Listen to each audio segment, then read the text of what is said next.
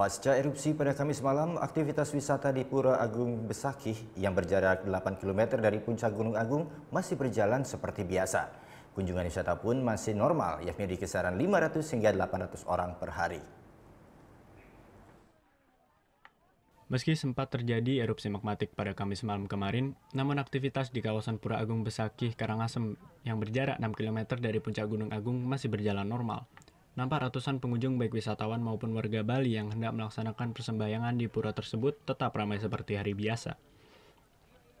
Menurut pihak pengelola, masih beroperasinya aktivitas di Pura Besakih lantaran kawasan ini tidak terkena dampak langsung abu vulkanis, sehingga masih dinyatakan aman.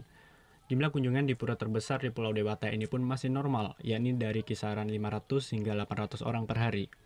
Meski kawasan wisata ini dinyatakan aman, namun pihak pengelola tetap menyediakan sejumlah jalur evakuasi bagi wisatawan jika sewaktu-waktu Gunung Agung kembali erupsi.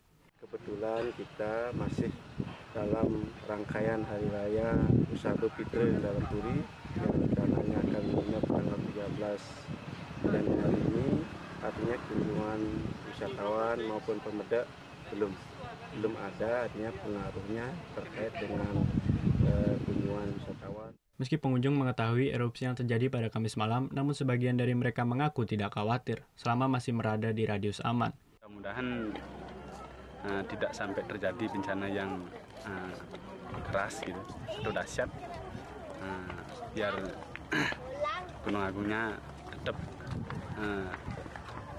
letusannya sedikit-sedikit kan tidak terlalu mengganggu dan untuk para umat yang datang ke sini. Meski kembali erupsi pada Kamis malam, namun hingga saat ini status Gunung Agung masih berada di level 3 atau siaga.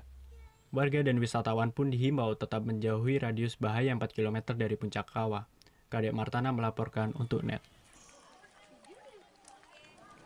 Oh yang beneran? Iya, oke. Tapi gue pernah.